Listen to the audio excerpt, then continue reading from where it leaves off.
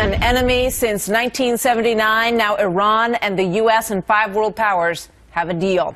So will it prevent Iran from getting nuclear weapons?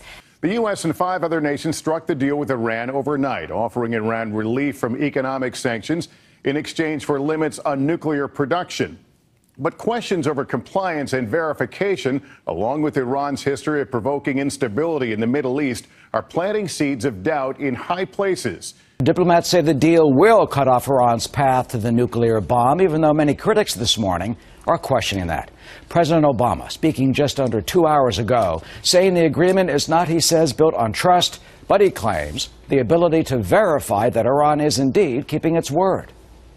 Today, because America negotiated from a position of strength and principle, we have stopped the spread of nuclear weapons in this region. Because of this deal, the international community will be able to verify that the Islamic Republic of Iran will not develop a nuclear weapon. Well, the deal does cut the number of centrifuges Iran can possess and subjects major facilities to international inspections. But there are some limitations to that. Iran must disable 2/3 of its centrifuge machines. Sanctions will snap back within 65 days with non-compliance. So that's easier said than done, critics say. The UN weapons embargo will remain in place for 5 years. The UN missile sanctions will remain in place for 8 years. And UN inspectors could press for visits to military sites. Now, that last point is very, very key. Listen to what the president said about the verification of Iran's compliance just moments ago. Inspectors will have 24/7 access to Iran's key nuclear facilities. Iran will have access to Iran's entire nuclear supply chain, its uranium mines and mills, its conversion facility, and its centrifuge manufacturing and storage facilities. Notice that the president did not include military facilities in that statement. Under the deal, UN inspectors would be allowed to, quote, press for visits to Iranian military sites, but that doesn't mean that access would necessarily be granted, and it could be delayed indefinitely. There are other problems with this deal. The fact that the missile sanctions will be lifted after 8 years is something that the president's key military advisors cautioned against in congressional testimony just last week. Listen up. Under no circumstances should we relieve pressure on Iran relative to ballistic missile capabilities and arms trafficking. I in ICBM stands for intercontinental, which means having the capability to fly from Iran to the United States, and we don't want that. So that's why we oppose ICBMs.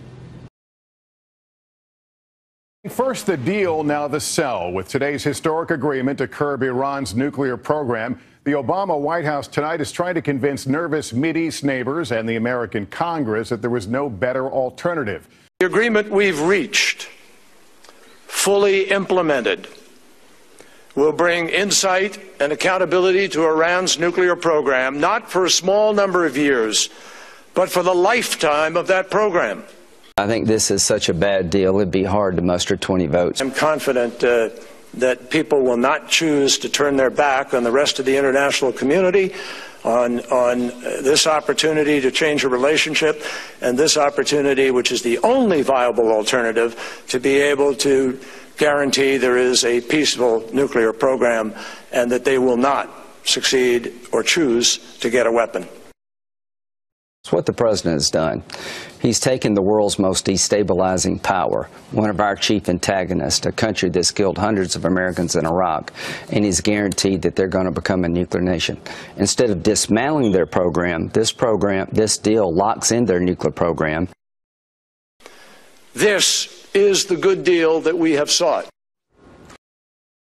So how do you justify down the road taking off the arms embargo on conventional weapons and ballistic missiles? The United States doesn't lose anything, Andrea, by giving them the opportunity to prove this is a peaceful program.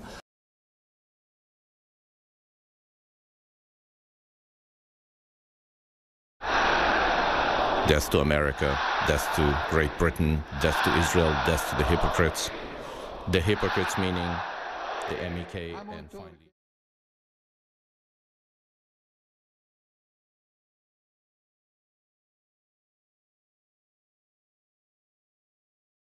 Iran's supreme leader says his country's newly brokered nuclear deal will not change Iran's stance toward the U.S.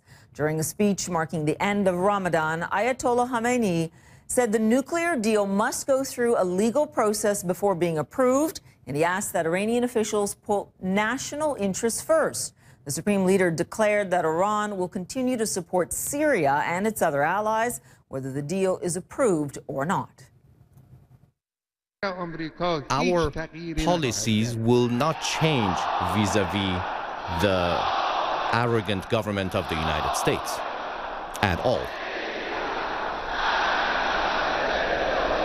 Khamenei's remarks were greeted by chants of "Death to America."